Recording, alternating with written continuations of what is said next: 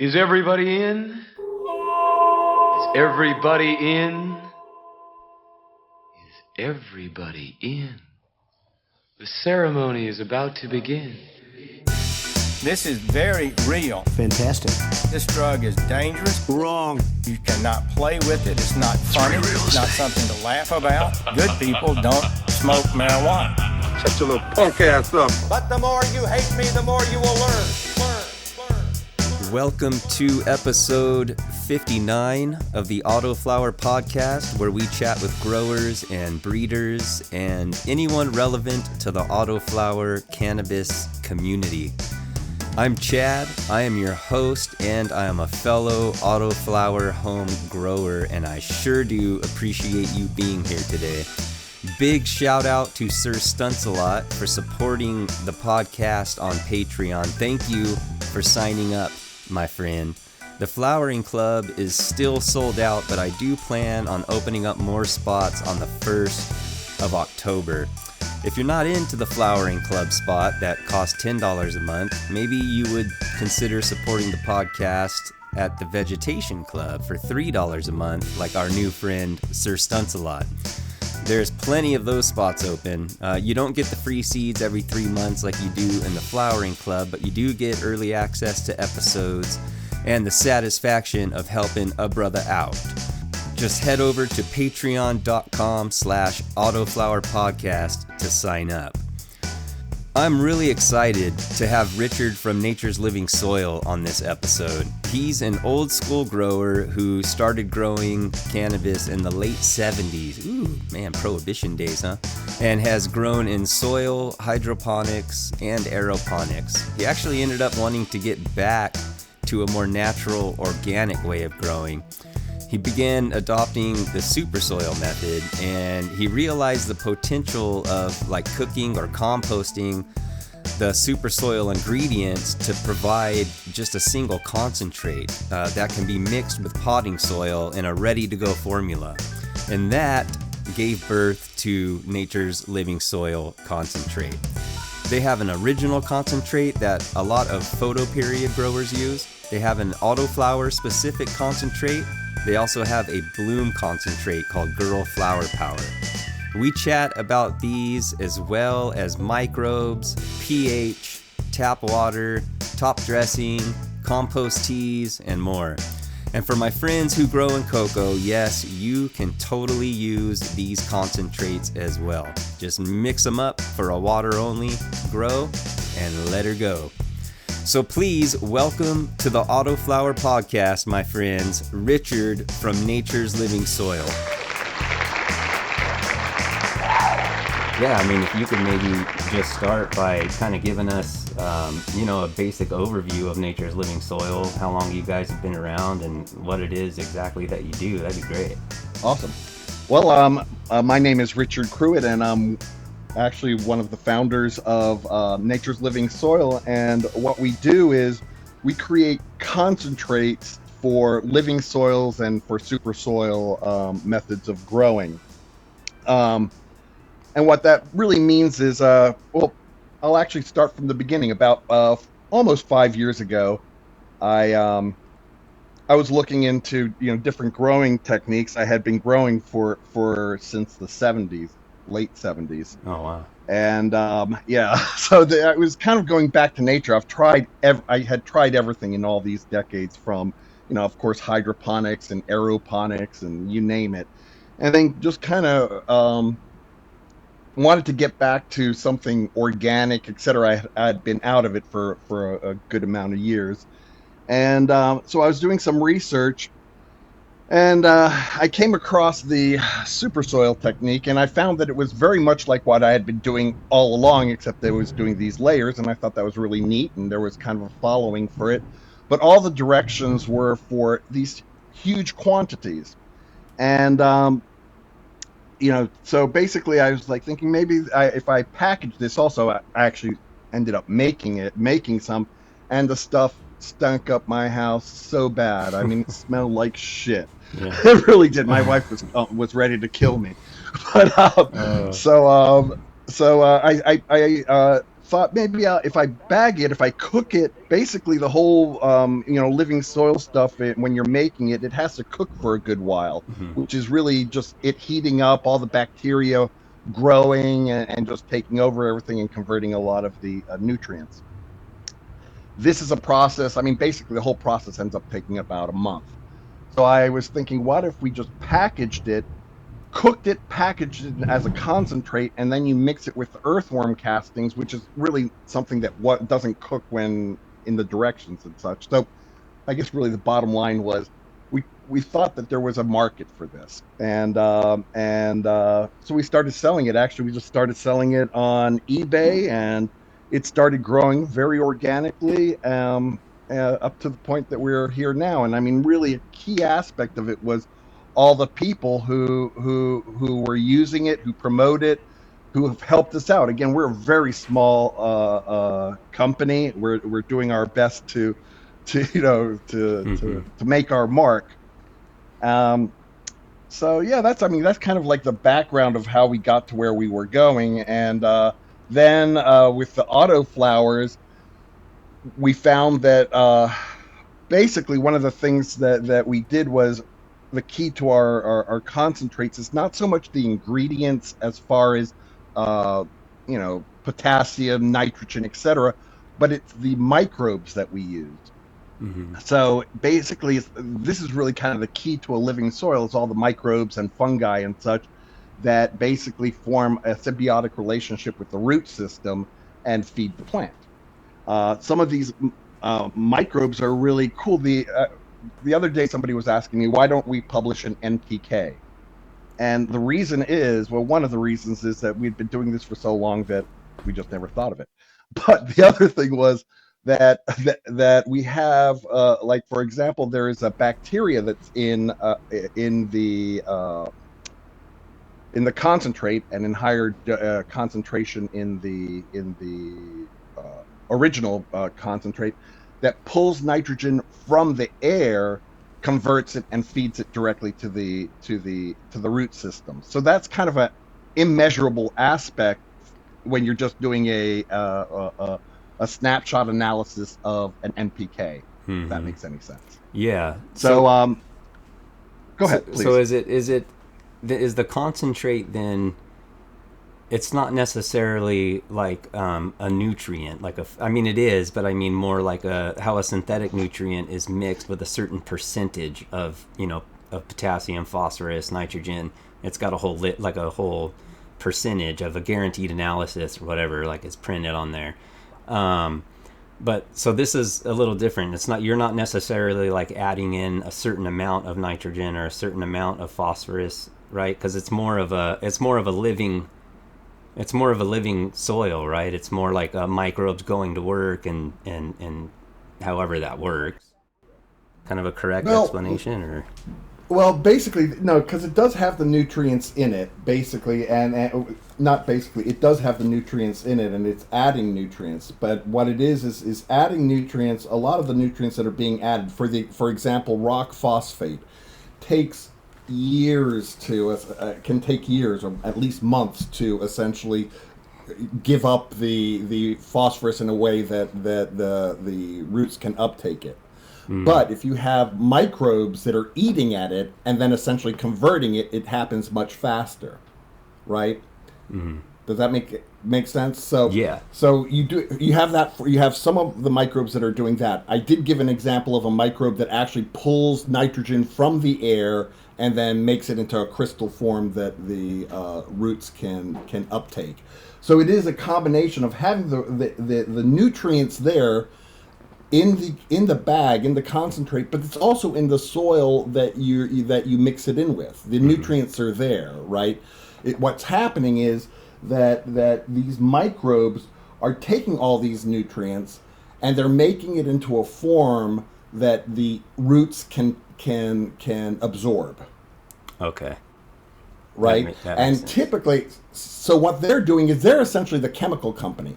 What we're doing in chemicals is we essentially are taking the different ingredients that the plant needs to live and making them into forms, a crystal form that it can uptake.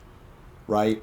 So that's what the chemical companies do. We're just doing it, but doing it in the way that it's been done for billions and billions since plants first came of years. You know, so I hope I'm making sense, but it's like that's really kind of the key thing is that what you can grow a plant without any microbes if you use chemicals, right? But if you do not use chemicals, just if you were doing it 200 years ago, 300 years ago, you'd have to have a rich soil to grow plants. A rich soil basically is made from stuff that decomposed, right? And then it gets absorbed by the soil. That's exactly what we're doing. Decomposition happens because fungi and bacteria eat away at the original organic material and break it down. Yeah. That's what we're doing. Those microbes that are breaking down stuff, we're taking the best and the strongest ones and putting them into our concentrate in extremely high quantities. So, for example, let's say if you're making a compost tea, right? The idea of a compost tea is that you put your ingredients in. You might aerate it or mix it up for 24 hours, and in those 24 hours, what's really happening is you're increasing the bacterial population in in the tea, right? And then you're pouring that tea in, and it does its work in the soil. So let's chat about Sure. Yeah, because I want to chat with you about compost teas. We'll kind of we'll circle back around to that, but Sure. I am curious. So the concentrate, is it a compost that's already broken down for you, or is it something else that's just inoculated with microbes? The answer is both, because basically it's basically we're taking all these ingredients. We're taking blood meal. We're taking all the super soil ingredients, basically, right? all the we're putting them all together. And though if there were no microbes, nothing would happen. It would not heat up. It would do nothing. But what we do is we introduce microbes that essentially compost, just what we're asking. Yes, it will compost it. But what we do is in natural compost, or even if you used a compost starter, it's let's say 1 million bacteria, right? What we're doing is we're putting 1 trillion in. I see. Right. So it's just going to go to work. In fact, it goes to when that bacteria, when it starts composting, we get temperatures of about 150 degrees from this bacteria. We could heat our place. In fact, we don't have to put any heating in the wintertime just because it gets so hot.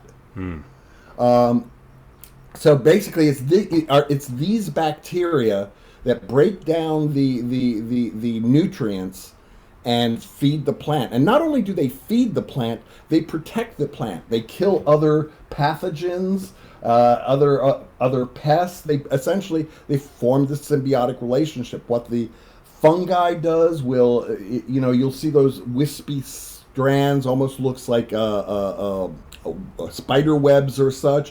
What those do is they attach to the roots, and they extend the reach of the roots. So basically, when your roots will absorb nutrients from a zone of less than 1 millimeter around them, right? So with these strands of fungi, it essentially just keeps on. It permeates will permeate the whole container, and essentially becomes this channel, this network of bringing food and nutrients to the plants. Yeah. Have you ever seen that documentary, Fantastic Fungi?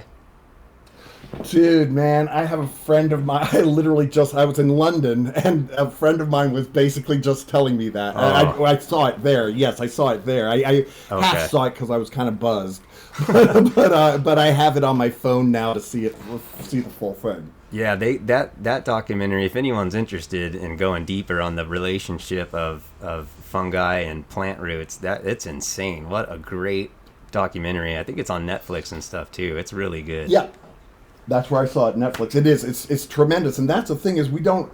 we don't really appreciate that aspect. And it's not just with plants. I mean, well, we're talking about fungi, but bacteria, our gut, they find so much now that our diseases can be cured or are caused by just what gut bacteria we have. Yeah, it's amazing. So anyways. Yeah, so it is. So with what you're talking about with breaking down organic matter and stuff, does that mean then that when you mix the concentrate in with whatever medium we're using or whatever potting soil, does it have to be potting soil or can you mix this in with cocoa? Because then with the cocoa, it doesn't really have anything to break down, right? Nutrient. Right, that's true. So basically, the answer is yes. You can use it with cocoa. Oh, okay. You're going to just have to use a little more. Okay, a little more of the concentrate?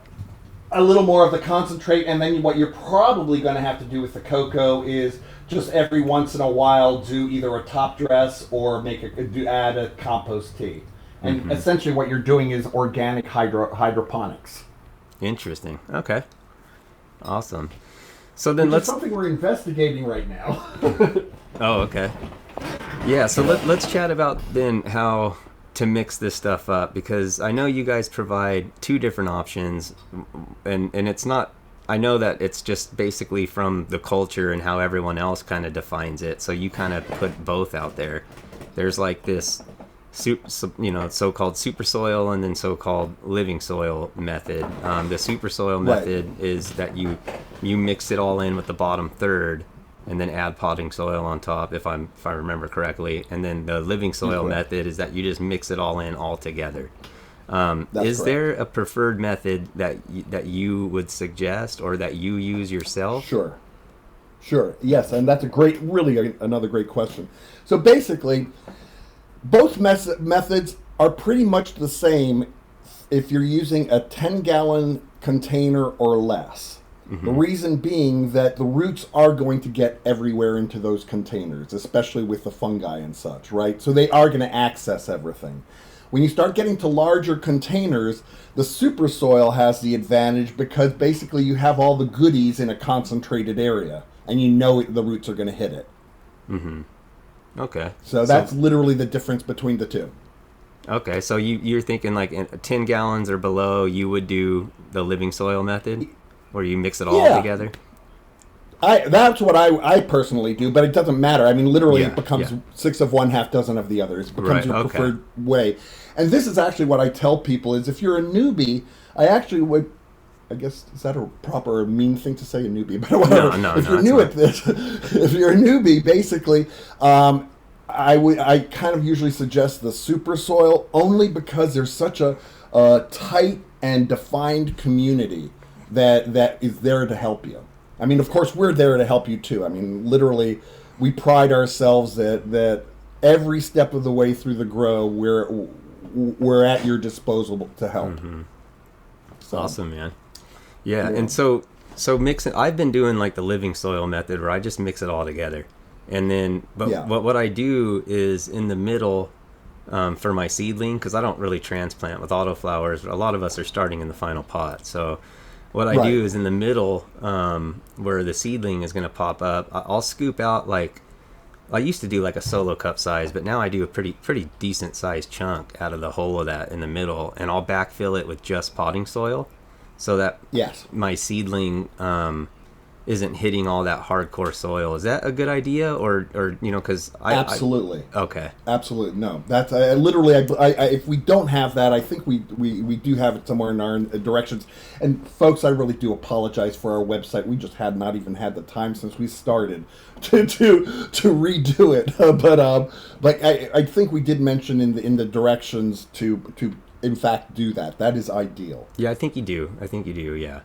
Okay. So that way the roots, they can kind of have time, because they don't need much. The first even 3 weeks, like they're pretty good to go. Especially in like even like a Fox Farm Happy Frog, like a really low, not much in there type of soil. That gives those roots some time to kind of grow without the plant really hitting that. I guess what they call hot. Is that what you would call it? Like, because it's hot. And when you say hot, it's not really temperature, right? It's more like the available nutrients. That's exactly it. It's hot in available nutrients. Okay. and we don't want to Yeah. burn the crap out of our young plants. So Exactly. So you just kind of create a little buffer zone. okay, and then And that's what some people will do actually in the super soil is they'll have just the pure potting soil. Then they'll might have a mix in the middle third. They might make a in between one, and then they'll do the full strength on the bottom. oh okay, yeah. So Yeah, again, we encourage people to experiment. Yeah, that's what I've been doing. I've just been experimenting, just with different ways, different methods, and just finding out which one that I kind of prefer or like the best, Exactly. So let's talk about pot size, because I know like a lot of us with autoflowers are growing, and it's pretty common to have a 3-gallon pot, a 5-gallon pot. I'm growing in a couple of 10-gallon pots right now, but that's my first time growing in that large of a pot. So like in a Right. 3-gallon pot, I find that my plant like does end up kind of running out of food or nutrients, I guess if you want to call it Yes. that. And I think Yes. it's because it's getting so root bound. When I pull my plant out of a 3-gallon pot at the end, I mean, there's not a whole lot of room left in there. Right.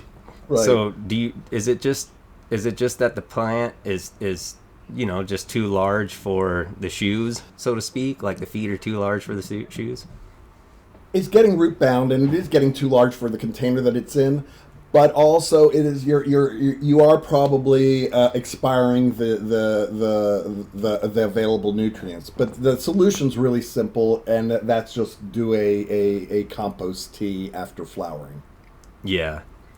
So what do you think about like a 10-gallon pot though? Because I'm thinking that 10-gallon might pot be you enough. should be easily, and then some. Okay. So like the larger pot. So like if you're in like 5 or 3, you might have to top dress or feed a compost tea or something like that to kind of help it out. To take it over the yeah. Yeah, and it usually only happens to me like mid to late flower. It's toward the end is when I usually start to see some stuff. And in fact, sometimes it's so late that I don't know if it's just the plant fading or if it's running out of nutrients or both. But I do know that with the smaller pots, it's good to just either top dress or feed a compost tea. Exactly. And as far as top dressing, like what does that look like? What is, I mean, how much should we be top dressing? And Well, this is okay. That's a very good one too. What I would say is again, I mean, you can look at it in a couple of ways. What I personally do is I just do a very thin layer, but I do it very often. And when I say a thin layer, it's almost like if a salt shaker, applying it, or I don't know if you put red peppers on your pizza, but it's like sprinkling it that way. It's not like heavy. It's not thick. But I do it every third watering. okay, Right. so I'm just consistently do it, thin layer consistently. Now there are some people who kind of do this. It's almost like the reverse super soil, right? They'll make the mix, right, and then they'll put a maybe a 1/4 inch on the top and water through that. And essentially what you're getting is the inverse of the super soil. Oh, I see. Yeah. Okay. So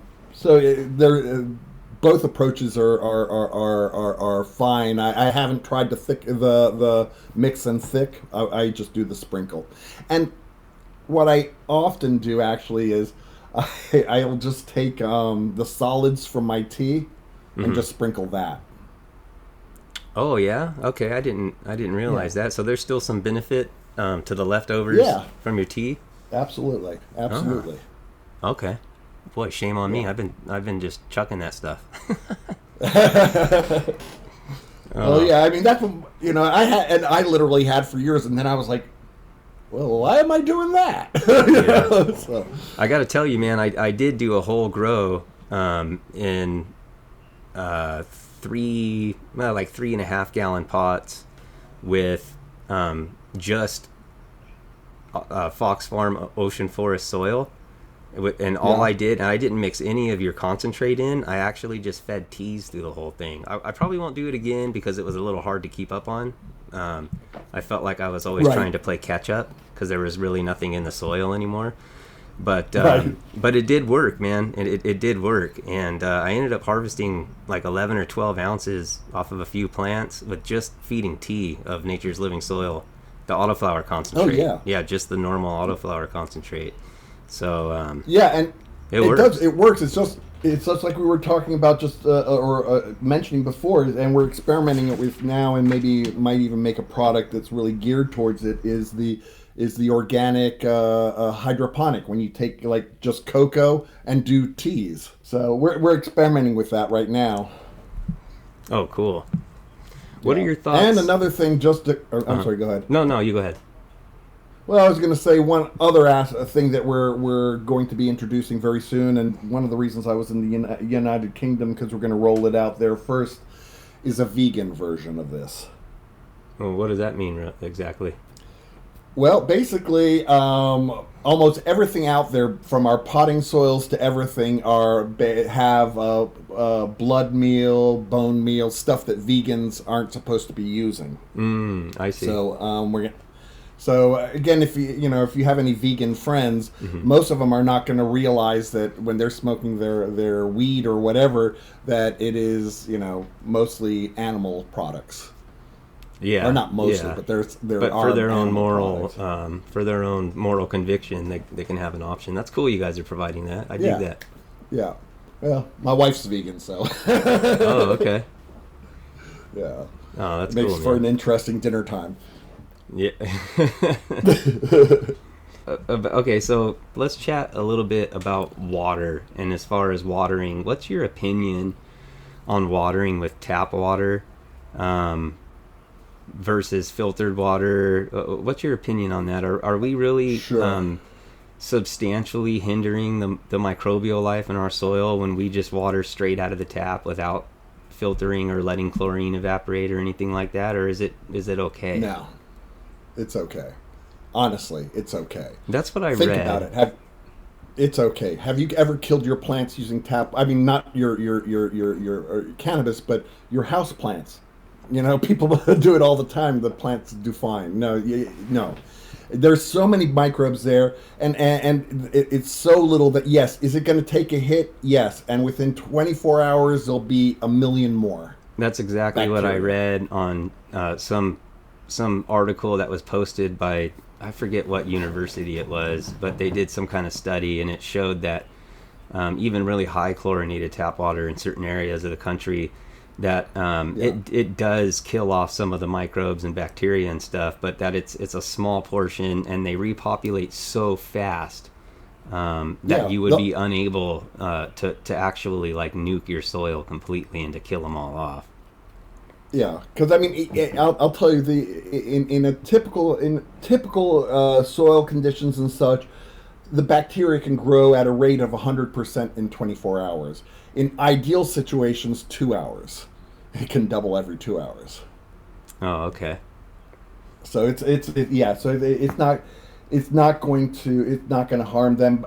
This is what I will say with regards to the water aspect is, when we get asked, should I use reverse osmosis, distilled, or tap water, or whatever, I recommend RO water only for the control aspect, but you have to put minerals back in. Mm-hmm. So you have to recondition your water, but it gives you the most control. But I wouldn't lose sleep over my water. There are other things you could be doing for your plants that are going to improve them over. Is it tap water, or is it RO water? pH is important, and what we're really going for is a 6.5. Hi there. I'm interrupting your listening pleasure for just a moment so I can tell you about the sponsor of this episode, Nature's Living Soil.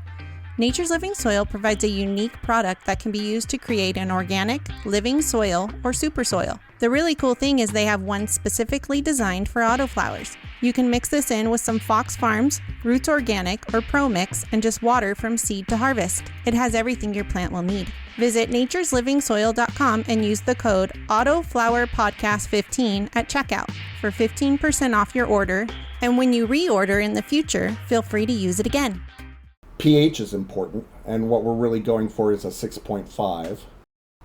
Yeah, I was going to ask you about that next. So you want to still try, because I think I did a big no-no. I had a meter that the probe had gotten ruined, and I didn't really realize it, and so I was pHing my water, and when I bought a new pH meter, I saw that my pH was off, like a lot, actually. What I thought was 6.5 was actually like 7.8. It was up there. It could have been even higher. Oh my gosh. So, and I was watering like that, like for 4 or 5 weeks. And so I think I raised the pH in the soil, and I started to have all kinds of crap going on with my leaves. But now that I got the pH in order, it seems like it's bouncing back pretty fast. So that's it. That's again, it's that's a hard thing again with these diagnoses and such, is that sometimes people will contact us and they'll be like, I'm getting yellowing and brown spots.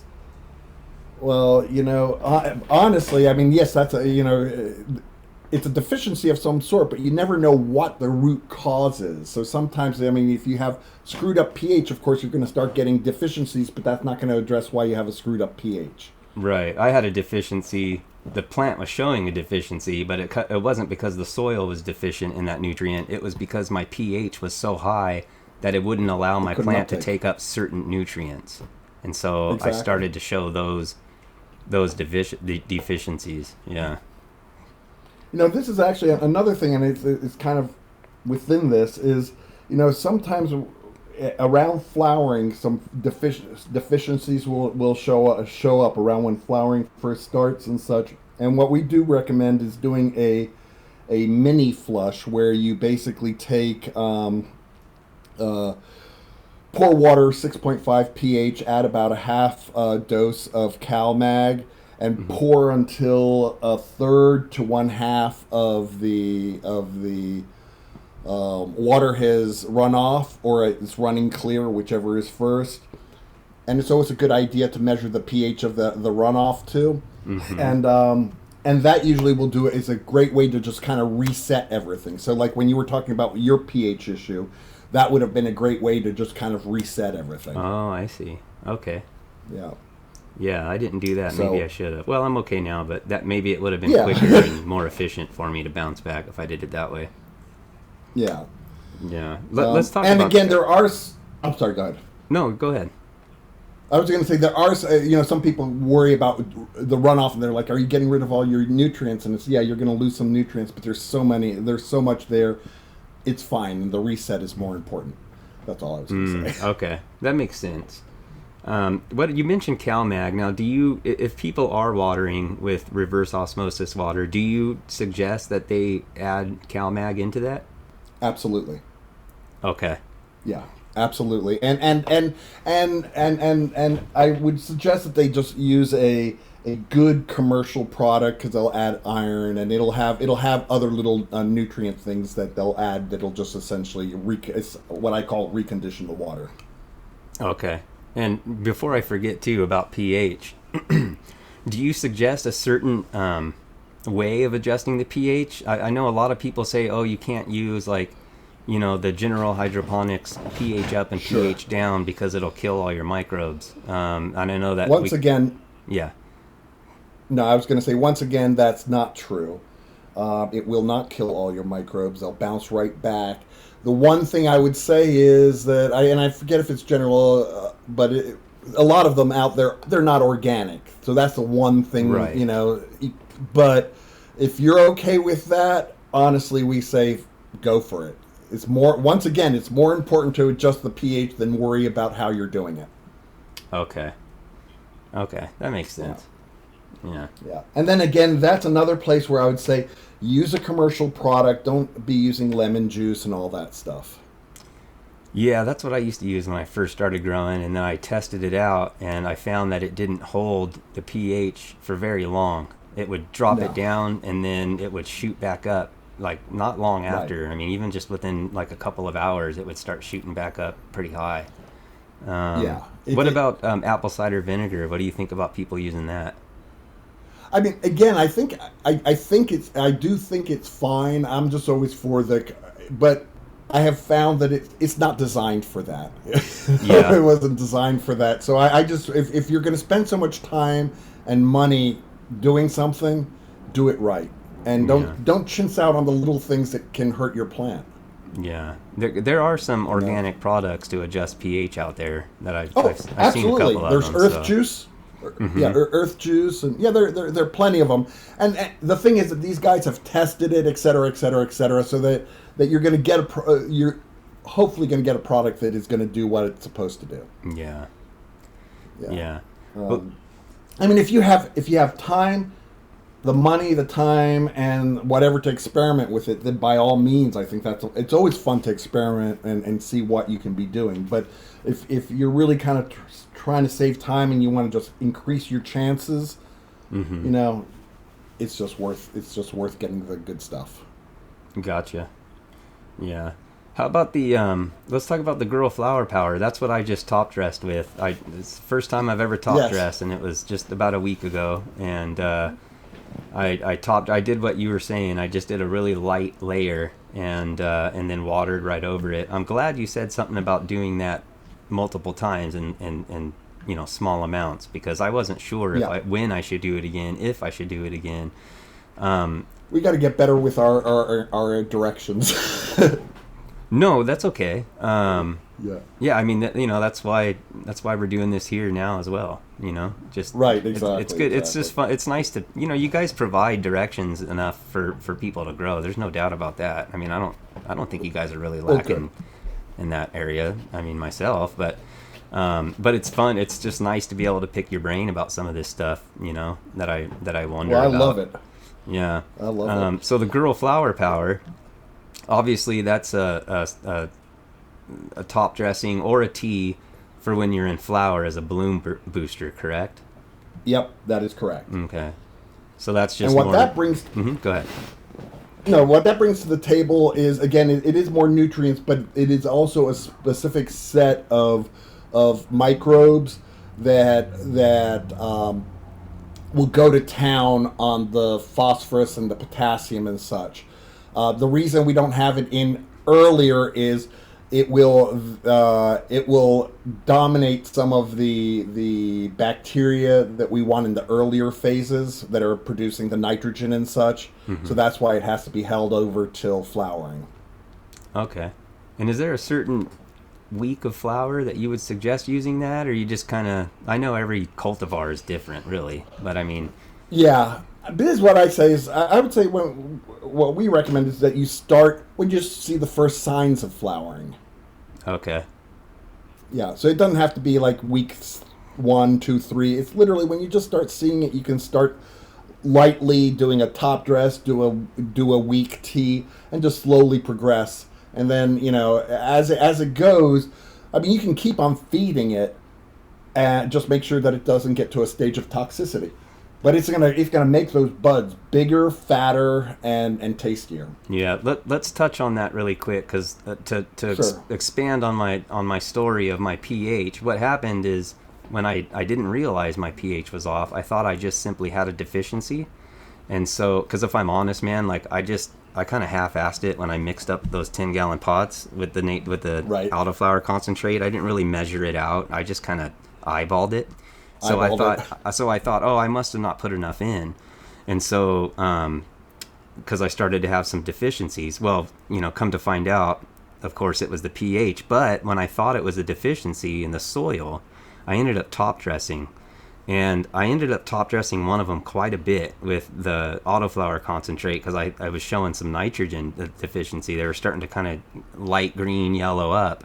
Right. And as soon as I fixed my pH, man, like those nutrients that were available, that plant started sucking that stuff up. And then I started getting some dark green leaves that were clawing here and there. So you do have to be a little bit careful, because you don't want to overload your plant. You could put too much in there, and it's like it could be similar to trying to grow in a pile of compost. It's just too much. Right. It'll create toxicity. That's why you really do have to keep an eye on it, especially if you're going to be kind of like you were just saying. But if you're going to be really loading it and taking it to the edge, you have to keep an eye for the first signs of any type of toxicity. Yeah, because I found that now I'm dealing with that. So if I would have just caught that pH problem earlier, I could have saved myself a lot of trouble. But we live and we learn. It's all good. They're bouncing back. when you have that toxicity thing, that's also a good time to do that mini flush. Okay, I'll do that then. What if I just watered yesterday? Should I go ahead and do that right now anyways? Yeah, might as well. I mean, it should be fine. Okay. Yeah, I think I'll go ahead and do that. So let's chat about compost teas then. Like, is there, as far as top dressing versus compost tea, is there one over the other that you would prefer yourself? I know that everyone else has their own thing. Sure. I like teas, but let me explain or try how I see the differences between the two. The top dressing, when you're doing the top dressing, it's almost a slower release than the tea. The tea is almost like giving an intravenous shot of the good stuff, as it were. And the top dressing kind of takes its time to sink in and get absorbed. So I prefer the tea because it's a kind of a quick result. You really can see, you apply the tea, you see the result within 24 hours, type of thing. So that's so if you are running into a pretty legitimate deficiency, it might be better. If it's getting bad, it might be better to do a tea, huh? Absolutely. Okay. Keep the top dressing more for, just kind of I don't even know what you would call it, but maintenance. Maintenance, yeah, just to kind of maintain the nutrient level and the microbes in the soil. Exactly. That's exactly it. Okay. And then when you do your teas, so again with the water, Now I do at least try to let my water sit out for a little bit, even if I don't have to. Mostly, if I'm honest, because I like to get the water. What I'll do is I'll fill up a 5-gallon bucket. I'll set it right next to my tent so that, if I'm growing indoors. If I'm growing outdoors, I'll just leave it outdoors where I'm going to brew it. And my idea is that I just like to get that water acclimated to the environment that my plants are in, whether that's indoors or outdoors, and then brew my tea. What are your thoughts on that? Does that really matter even? That's just something I've read online that I do. Temperature does matter, but there is one aspect to take into consideration, and you have to Google this. I believe it's in the mid 70s temperature when water has the most oxygen, is holding the most oxygen. Oh, okay, that's good to know. So that's actually something to consider. It's something to consider. I think it's like 73 degrees or whatever it is. I don't know what the temperature is, but there is a temperature of water that holds the most oxygen, and it's in theory the best temperature to water with. Okay, that's good to know. But some people just let it sit out to evaporate the chlorine and stuff before brewing their tea. But it is okay, right? Like you could just fill up a bucket and start brewing the tea, because those things they're gonna reproduce. The microbes are gonna reproduce so much faster than your water is gonna kill any off. Yeah, and then again, if you put a couple of tablespoons per gallon of unsulfured molasses, they'll grow even faster. Yeah, that's the next thing I was going to ask you. Is that's what I do, and I know most people that brew teas do. And so the idea of using molasses is to feed the microbes, right? So that they have something to eat and reproduce off of, basically. Or? That is exactly it. They have an orgy, and they increase their population tremendously. However, why do you not always put microbes or molasses into your water? Because if they're concentrating on partying with your molasses, they're not converting the other nutrients, because the molasses is so easy for them to digest, as it were. Okay. Right. So if you're always feeding it molasses, all they're going to do is eat the molasses, and they're not going to do any work. So what you want to do is give them the molasses, have them triple in population, then hold off, and then they have to go back to work and eat the other stuff. Ah, okay. So what's your suggestion then in brewing a tea? So how much do you suggest per gallon? So molasses, what did you say, 1 to 2 tablespoons per gallon? Yeah, 2 tablespoons. Generally I say 2 tablespoons of each. 2 tablespoons of concentrate, 2 tablespoons of molasses. Mix it up. I you don't have to let it sit overnight. but let it sit for a few hours. If you have a bubbler, that's great. Studies have shown if you just twirl, do a stir around, get it, just stir it around, it absorbs as much oxygen as when you're doing the bubbler. Really, that's good to know, because a lot of people don't have an air pump and an air stone, or in my case, I use like a homemade airlift out of PVC pipe. So that's not necessarily necessary, is what you're saying. No, that's exactly it. And the 24 hours isn't necessary. Really? Okay. Because there's only one reason, is that basically when you're traditionally making a tea, you're almost kind of starting with a scraggly colony of microbes, a small colony, and it takes 24 hours to get to where you're going, right? Mm-hmm. But when you're putting the concentrate, it literally is already so damn close to where you'd be with a traditional one, right? That the population will grow so big that it starts killing itself off. Interesting.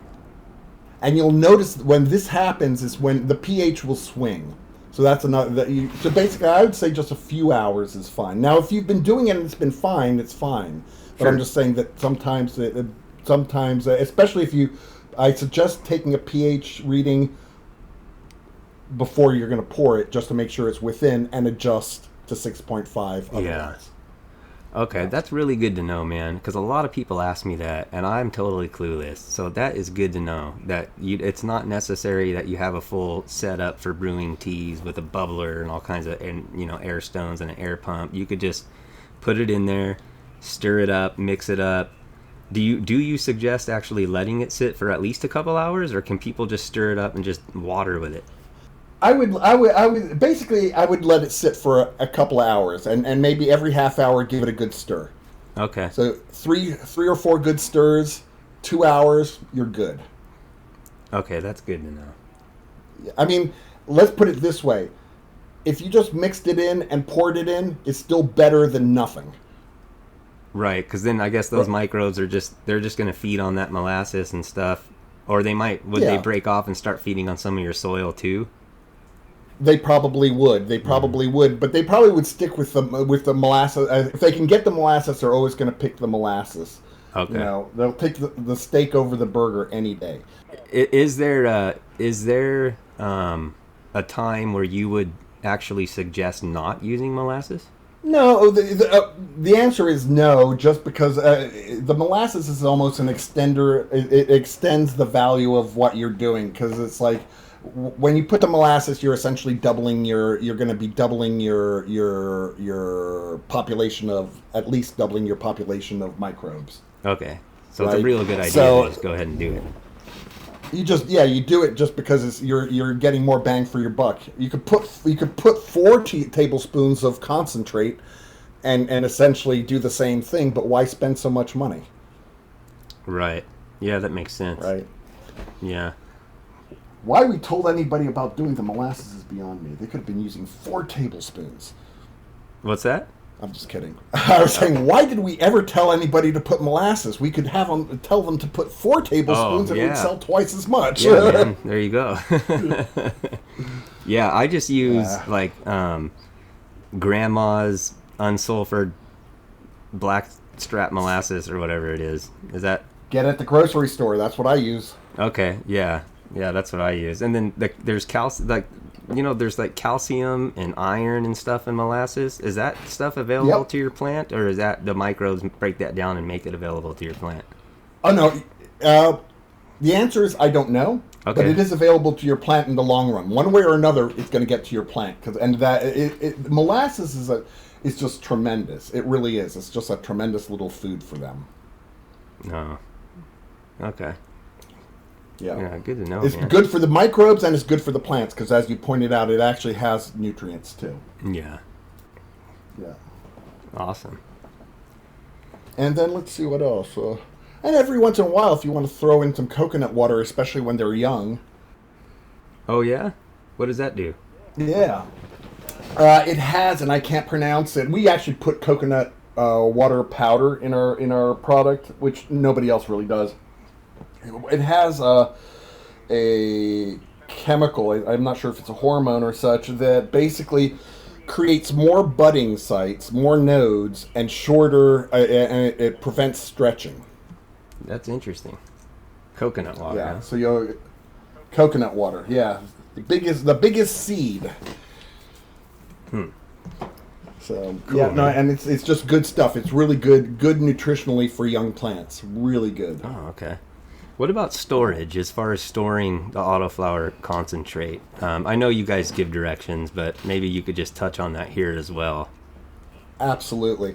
I mean, basically, the best way to store it is just to seal the bag and keep it in a cool place. Mm-hmm. We tell people it will stay good for a year. It will stay good for 1,000 years. It's Okay. literally, in fact, there's a problem, right? Not a problem, but it's maybe a potential problem.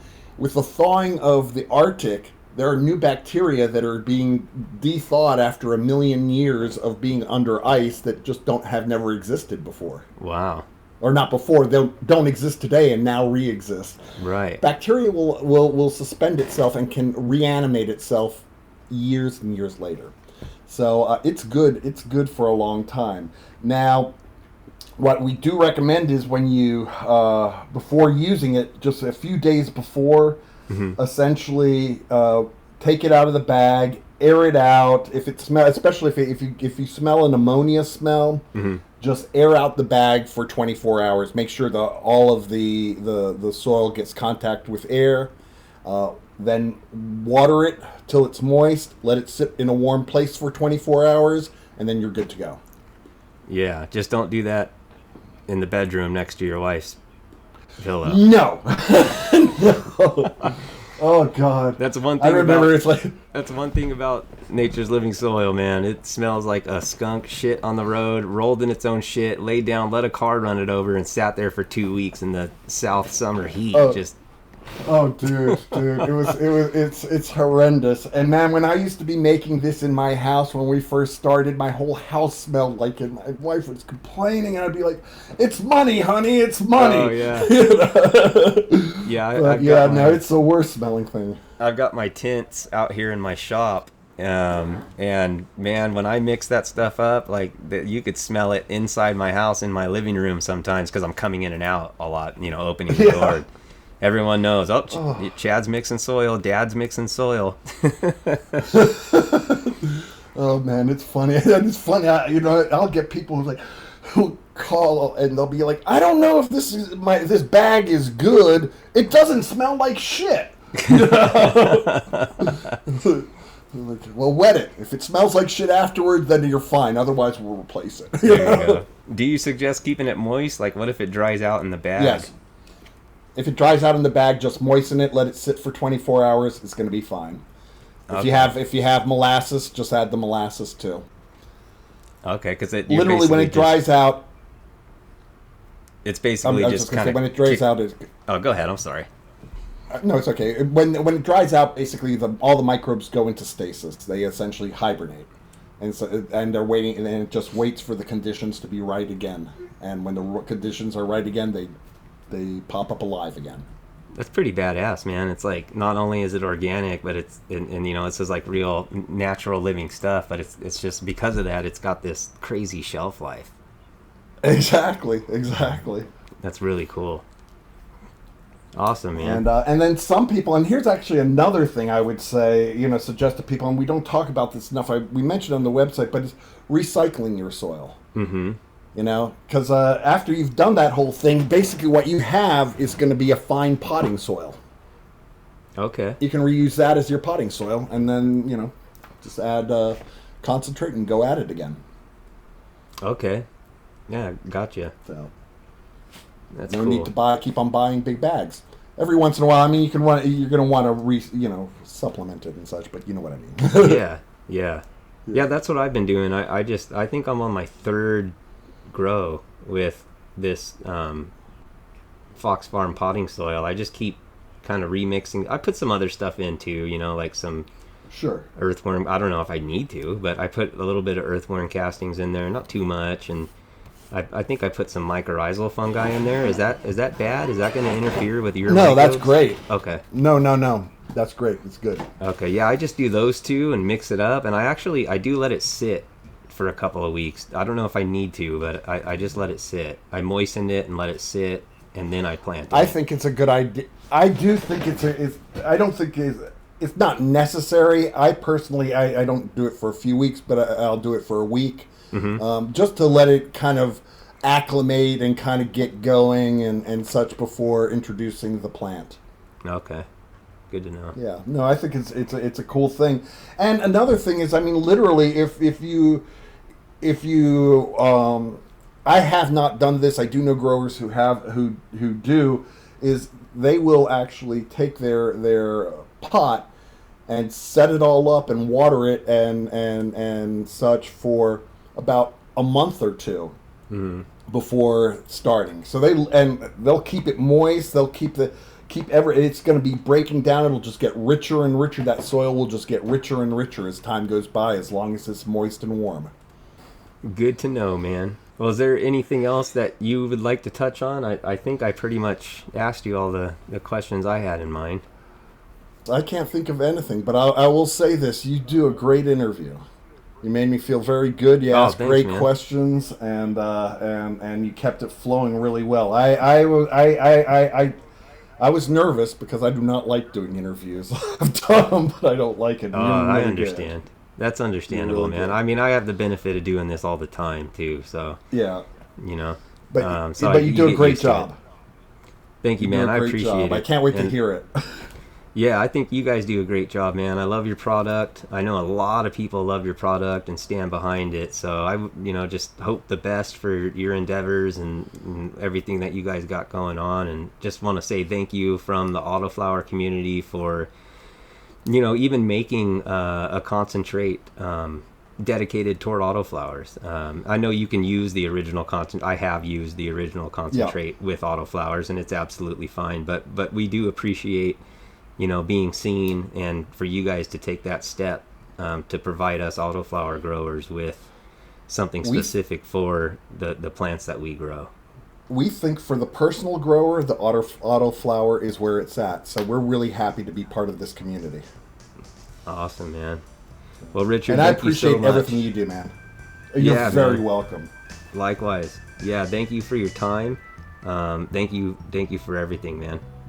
You got it. Thank you. Thank you so much for listening. You guys, I appreciate each and every one of you. Be sure to follow Nature's Living Soil as well as the Autoflower Podcast on Instagram. The links are all in the show notes. If you get a chance, check out that fantastic fungi movie we were talking about on Netflix. It's an absolutely fascinating documentary, especially if you're into organic growing and soil and stuff like that. Have a great rest of your week, you guys. Much love and happy growing. See ya. Nicotine, alcohol, good drugs. Coincidentally, tax drugs. Ooh, how does this fucking work? The dried leaves and berries are ground up and made into cigarettes by a simple hand machine. The deadly narcotic is thus quickly and easily prepared for its market. The sale of marijuana is even more difficult to detect and halt than the traffic in drugs such as opium, morphine, and heroin.